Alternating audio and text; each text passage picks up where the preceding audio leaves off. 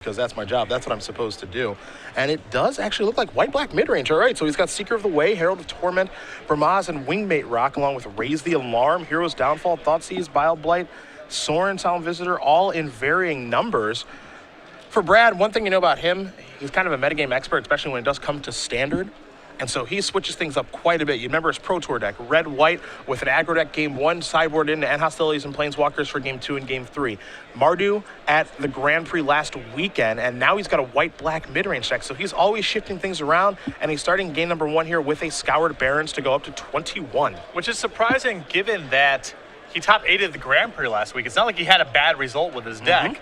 But Brad has always been very quick to switch decks, even top 8ing winning tournaments. I remember he had very good success last year or 2 years ago with a Naya mid-range deck with Symbol Legion in the main deck, and ditched that deck immediately the next week, even though he did very well with it. So not uncommon for Brad. Mike Grinsteinner has a Foundry Street Denizen and a Mountain to start things off. He's on mono red aggro. He does have Goblin Rabblemaster in his main deck. We have seen some players slant away from that card, but he does have 4 copies of that. He's also got a Foundry Street Denizen. He will play a Fire Drinker Cedar, make the Denizen a little bit bigger and attack here for 2, but that means that Seeker of the Way is going to live, and that's exactly where you want to be in this matchup if you're Brad. He'll start by attacking for 2. I think Seeker of the Way is one of the most important cards in the format that you can be playing to try to help the mono-red matchup. You need to do something on turn 2, and even if you draw it later on in the game, it can still be really impactful. One could argue that this is the perfect curve against mono-red deck. Seeker of the Way into Bramaz, King of Oreskos. Grinsteinner stuck on 1 land right now, too, with his mono-red deck. Bramaz is really difficult for them to get through, even if he had 2 or 3 lands. It's a huge beating. There's 4 copies of Stoke the Flames. That's a good out to Bramaz here, but unchecked, you know, the tokens that Brad generates with the Bramaz are pretty close in quality to the cards that are in Mike's hand. So Bramaz, unchecked, just runs away with the game. Hammerhand's going to come in. It will make it so that Bramaz cannot block, so some damage will come across there for Mike. But Brad has a really nice board here. He's at 15, so he's not too low. Now he can start getting to work on the life total. He can also cast a Hero's Downfall to get this Foundry Denizen out of the way. That'll trigger prowess for the Seeker, which means that Brad will be gaining some life and dealing a lot of damage this turn. I like getting rid of the Foundry Denizen here because he really only loses this game if Mike has some very explosive turns. The Fire Drinker Cedar is not going to be enough to really keep Mike in this game.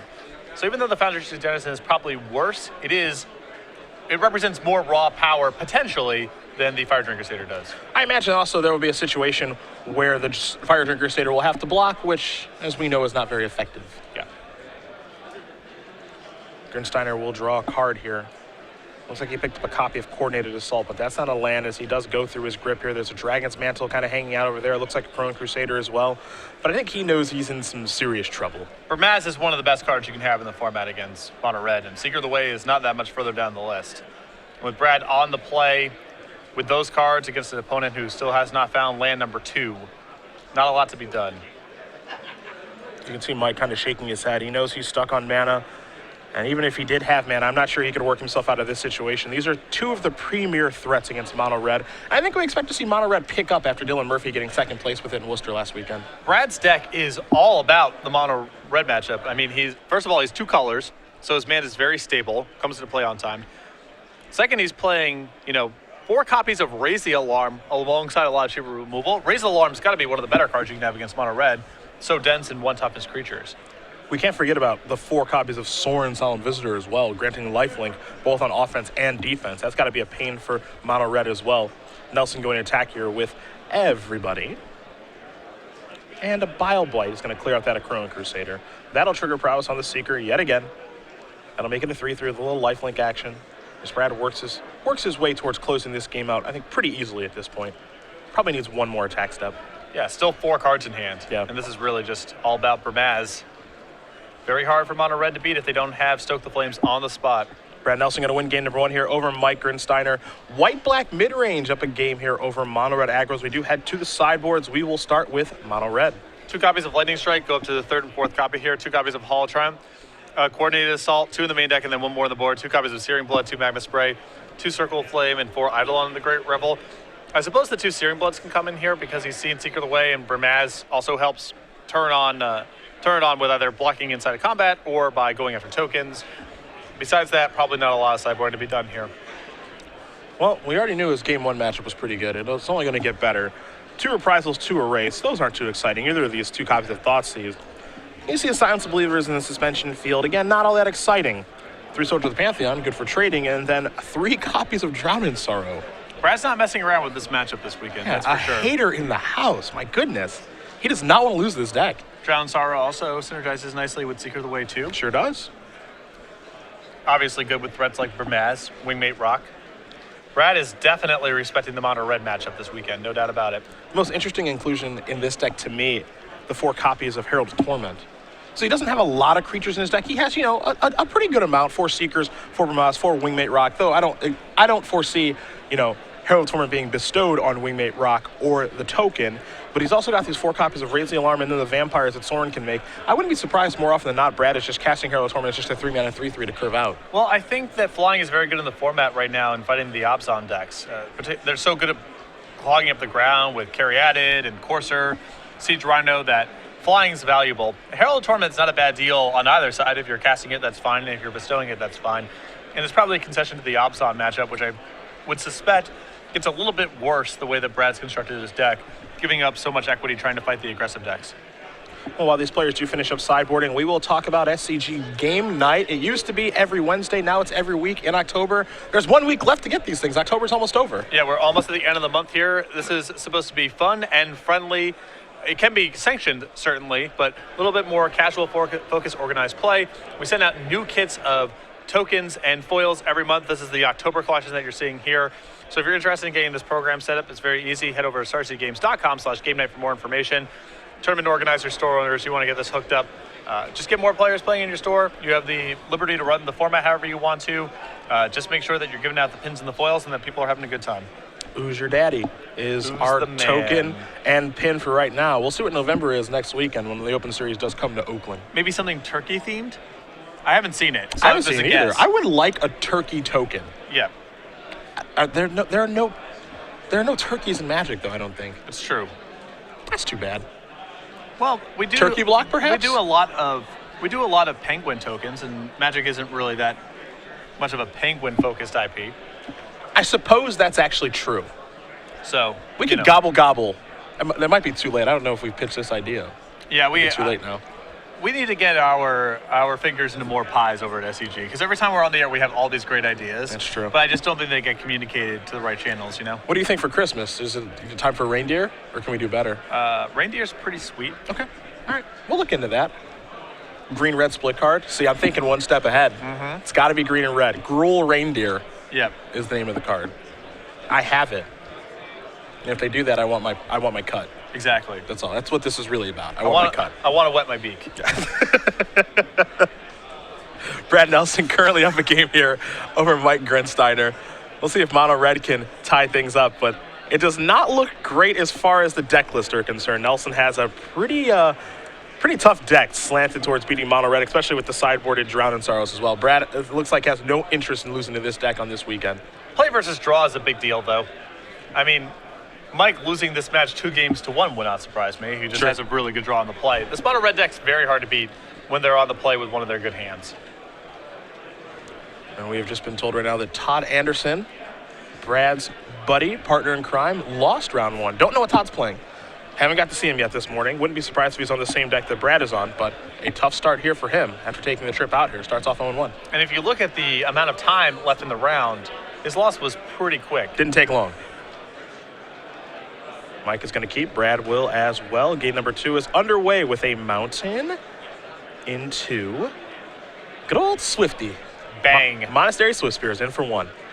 Nelson going to draw a card here. See, he's got a swamp, picked up a copy of Caves of Kolios. He will play that swamp and pass the turn back. So over to Grinsteinner, we're going to go. He picks up a copy of Dragon's Mantle. Already had one of those. He will cast the new one. This will allow him to cantrip and trigger prowess. So the Monastery Swiftspear will be a 2/3. And it looks like Mike is still stuck on 1 land. The thing about this deck is it only plays 17 of them. Sometimes you see it go to 18, but Mike's on the 17 land build, and now he's in all sorts of trouble if he can't draw a land to kill the Seeker of the Way. And Chrono Crusader is what he drew for the turn. So again, not a land here for him. Nelson did have to pay a life from the Caves of Kolios to actually play the Seeker of the Way, but that is kind of the roadblock and the hang-up here for red decks. It's no core Firewalker, but it is pretty good against these red decks. All you need to do is get enough action going on early on in the game to allow your Waymate Rots to take over later on. So even just as a 2-2 for 2, it's going to improve your mono-red matchup. And then there are going to be some games where it just runs away.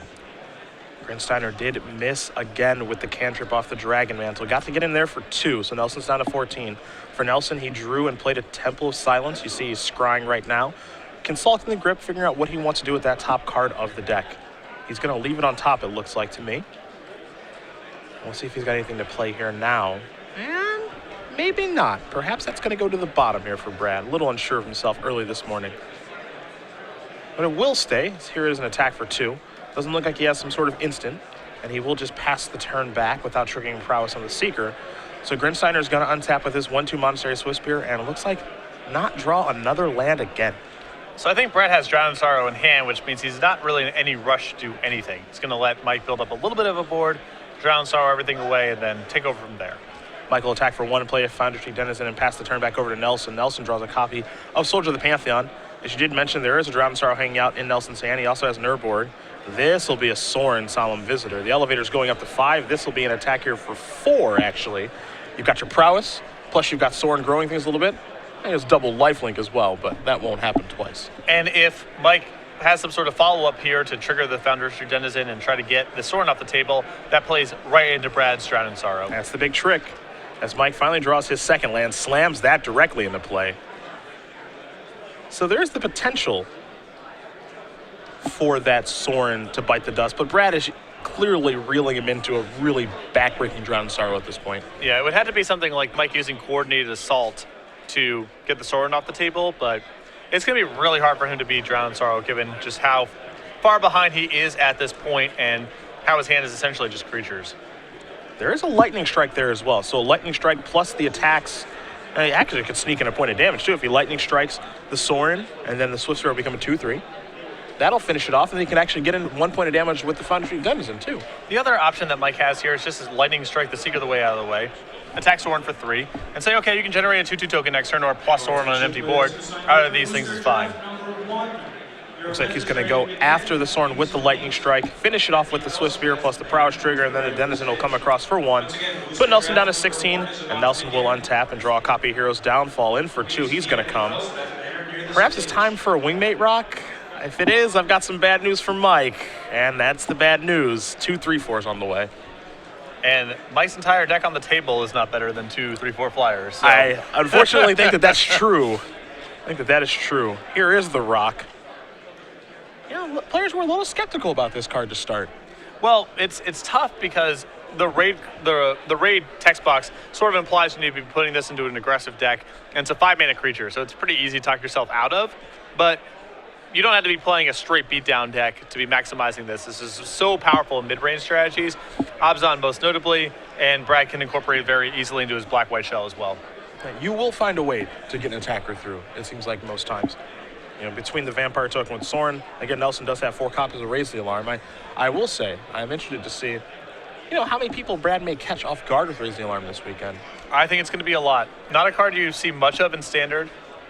And Brad's deck doesn't even have a lot of token synergies in it. There's nothing to really suggest that that's what's going on besides Sorin, I guess. Feels kind of out of place. Yeah. What's it doing in there? Well, it's very good against mono red because they have so many X1s in their deck. Grinsteinner does have a Stoke the Flames in hand. Just trying to figure out the best way to use this card, see if he can get out from underneath this situation, because it's not a great one here for Mike. That is Necron Crusader. This is a copy of Eidolon of the Great Revel, and that will be a Stoke the Flames with Convoke to take care of the actual copy of Ring 8 Rock. The bird is still around as Nelson does draw a card, and Nelson quickly slides Drown in Sorrow forward in his hand. Well, the first order of business should be Brad attacking, because Mike has no blockers available. I suppose he might have some interest in actually gaining a little bit of life right now. I can see, if he attacks, he gets more damage across. This way he gains only, I guess, 1 life. He only gains 1 versus giving up 4 points of damage. Sure. So I think I would just attach first. That's fair. Nelson will follow up with an attack here. Get a couple of points of damage through, gain a little bit of life. Does look like he missed out on a little bit of damage due to the sequencing of the turn. But more importantly, he's cleared all the creatures away on Grinsteiner's board. And a couple blockers to follow things up with. Yeah. 2 copies sold to the Pantheon. it's good to cast those after the Drowned Sorrow. That's good. See, that's key. That's great sequencing. Yeah. And Brad with Hero's Downfall left over after all this is said and done. And one thing we know about this mono red deck, not a deck that's really great at blocking, as most mono red decks really typically are not. Well, everything about this deck is about playing out with the front foot. Yeah. I mean, it's all about getting some stuff into play, pushing through blockers, and finishing off the game before the opponent can do very much. It does not play very well at all from this position. Goblin Rabblemaster going to come in and attack here for 1, as Brad does top deck and play a Sorin Solemn Visitor. Elevator going up on all of those creatures. And this is just lethal. And that is going to do it. Brad Nelson going to win this match over Mike Grinsteinner. 2-0. White-black mid-range will take down mono-red aggro early this morning from Minneapolis. As again, Nelson's deck list very geared and slanted towards beating mono-red with the creatures that he has, the spells that he's playing, and then the Drowned Sorrows in the sideboard. What I really like, too, is that Brad's committing to beating it game 1. Most of the decks we see in the format, game 1 against mono reds can be really challenging for them, and they're leaning on Drowned Sorrows or Anger of the Gods to catch the matchup for them. Brad's matchup's acceptable game 1 with the Raise the Alarms, the cheap removal, the low base, the stable mana. So he's definitely gunning for it this weekend. Yeah, this is the deck that he